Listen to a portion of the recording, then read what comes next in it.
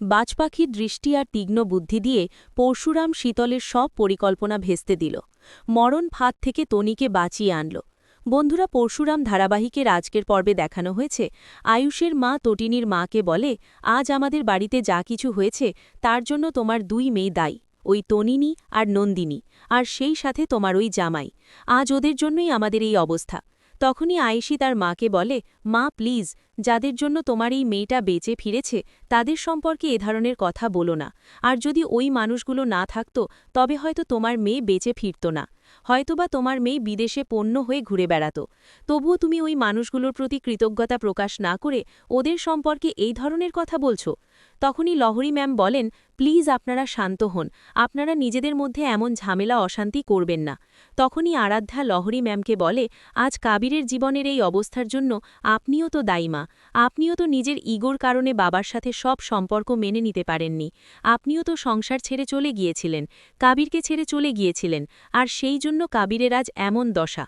একটা ভুলের মাসুল আর কতবার দেবে কাবির, আর কতবার তাকে জেলে যেতে হবে।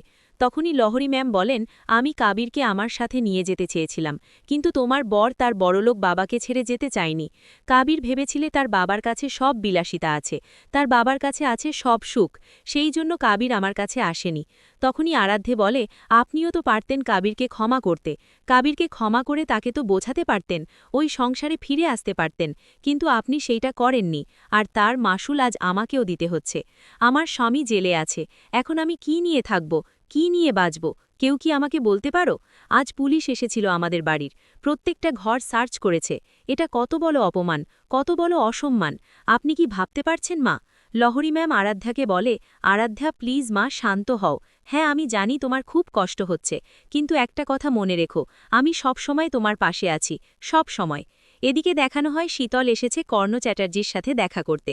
কর্ণ চ্যাটার্জি শীতলকে বলে, ওই পরশুরামের কারণে আজ আমি জেলে আছি। কর্ণ চ্যাটার্জি আজ এই অবস্থায় আছে, ওকে আমি ছাড়ব না, কিছুতেই ছাড়ব না। একদিন না একদিন তো আমি বেরোবই। তবে জানো তো, আমার মান সম্মান নষ্ট হয়েছে।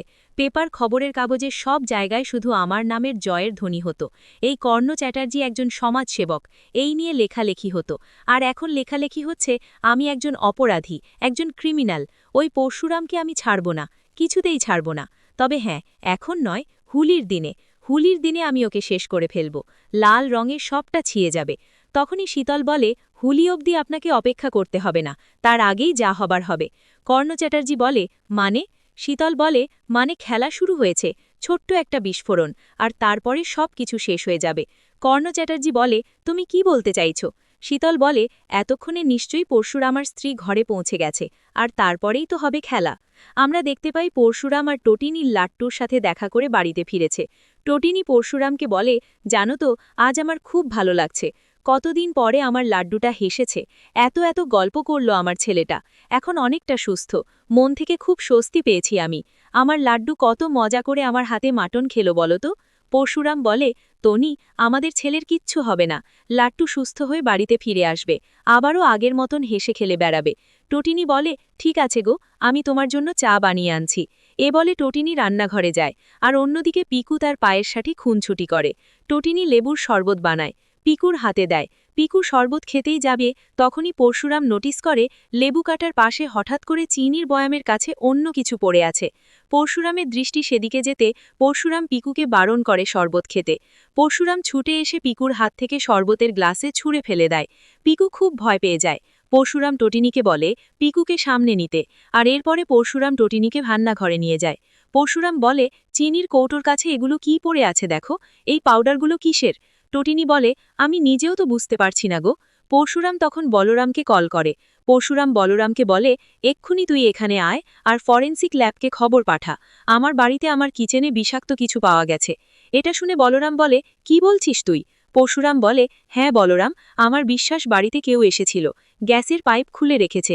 বলরাম বলে, বলিস কি? পরশুরাম বলে, হ্যাঁ বলরাম, আমি যা বলছি একদম ঠিক বলছি, আমার বিশ্বাস বাড়িতে কেউ এসেছিল। টটিনিও বেশ চিন্তায় পড়ে গেছে, বাড়িতে কে এসেছিল? পরপর এত সব ঘটনা ঘটছে, আর সবটাই তো কাকটালীয় হতে পারে না, সবটাই তো উড়িয়েও দেওয়া যায় না। অন্যদিকে শীতল কর্ণ চ্যাটার্জিকে বলতে থাকে, নিশ্চয়ই এতক্ষণে বিস্ফোরণ ঘটেই গেছে, এরপরেই শীতল তার লোককে কল করে শীতল জানতে পারে না কোনো ঘটনাই ঘটেনি, যেটা শুনে শীতল খুব ভেঙে পড়ে।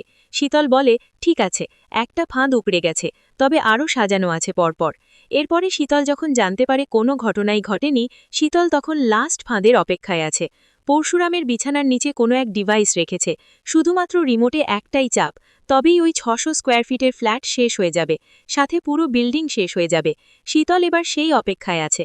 কর্ণ চ্যাটার্জি জেল থেকে বেরোনোর আগেই পরশুরাম আর তার পরিবারকে শেষ করে দিতে চায় শীতল, কিন্তু পরশুরামের সাথে পাঙ্গা নেওয়া এতটা সহজ নয়।